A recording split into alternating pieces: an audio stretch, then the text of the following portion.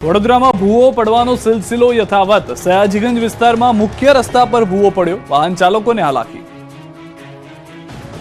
વડોદરામાં વગર વરસાદે ભર શિયાળે ભૂવો પડવાનું હજુ યથાવત છે। શહેરના સૌથી વધુ વ્યસ્ત રહેતા વિસ્તારોમાંથી એક સયાજીગંજ વિસ્તારના મુખ્ય રોડ પર ભૂવો પડ્યો। ટ્રાફિકથી ધમધમતા રસ્તા પર સવારે ભૂવો પડતા વાહન ચાલકો મુશ્કેલીમાં મુકાયા। સયાજીગંજથી અલકાપુરી તરફ જવાના રોડ પર યશ કમળ પાસે ગટરની મેઇન ચેમ્બર પાસે જ આ ભૂવો પડ્યો। ભૂવાનું સમારકામ શરૂ કરાય તે પહેલા તેને કોર્ડન કરાશે, જેના લીધે રોડ પર વાહન વ્યવહારને અસર થશે અને ટ્રાફિક જામના દ્રશ્યો પણ જોવા મળશે। આ ભૂવો ખૂબ જ ઊંડો દેખાઈ રહ્યો છે।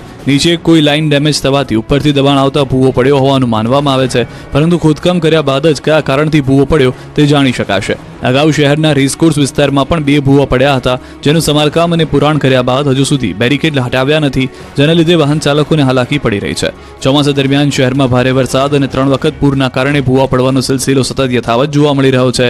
પાણી ગટરની લાઈનો જૂની થઈને જવાના કારણે તેમાં ભંગાણ પડવાના લીધે રિપેરિંગ માટે ખોદકામ પછી કોન્ટ્રાક્ટરો દ્વારા પુરાણની કામગીરી બરાબર નહીં કરવામાં આવતા ભૂવા પડવાનું પ્રમાણ વધ્યું છે। સુરતમાં પારિવારિક બંદૂકમાં ખેલાયો ખૂની ખેલ। યુવાને માતા પિતા, પત્ની અને પુત્રને ચપ્પુના ઘા ઝીકી પોતાના ગળા અને હાથ પર પણ ચપ્પુ ફેરવ્યું। સુરતમાં પારિવારિક બંદૂકમાં ખૂની ખેલ ખેલાયો। ખુદ પિતાએ જ પુત્ર અને પત્નીની હત્યા કરી પોતે પણ ગળા અને હાથ પર ચપ્પુ ફેરવતા ચકચાર મચી ગઈ। બેરહેમ દીકરાએ આખા પરિવારને ચપ્પુના ઘા મારી સામૂહિક હત્યા કરતા સનસની મચી ગઈ। ઘર કંકાસમાં આખા ઘરને જ સાફ કરી દેતા હાહાકાર મચી ગયો। સુરતના સરથાણા તક્ષશિલા નજીક સૂર્યા એપાર્ટમેન્ટમાં યુવાને માતા પિતા, પત્ની અને પુત્રને ચપ્પુના ઘા ઝીકી પોતાના ગળા અને હાથ પર પણ ચપ્પુ ફેરવ્યું।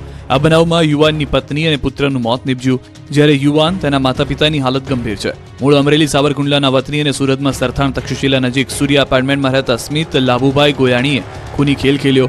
અલગ રૂમમાં સૂતેલી પત્ની અને પુત્ર તેમજ માતા પિતા ઉપર ઘરના રસોડાના ચપ્પુ વડે હુમલો કરી બાદમાં હું એકલો થઈ ગયો, મારું કોઈ નથી તેમ કહી પોતાના ગળા ઉપર અને હાથ ઉપર પણ ચપ્પુ ફેરવ્યું હતું।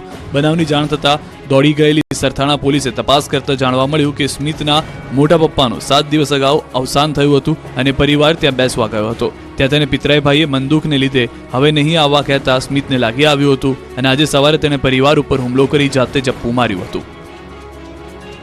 સુરત પોલીસે 500 આરોપીને સુધરી જવા આપી ચેતવણી, છેલ્લી તક આપવામાં આવી।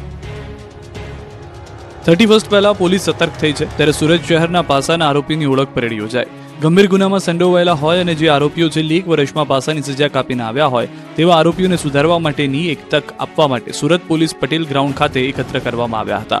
સાથે સાથે અલગ અલગ પોલીસ સ્ટેશનના આરોપીઓને લાવ્યા બાદ અધિકારીઓ આરોપીઓને ઓળખી લે અને આરોપીઓને ધ્યાનમાં આવે કે પોલીસ તેમના પર સતત વોચ રાખી રહી છે, એટલે ગુનો કરતા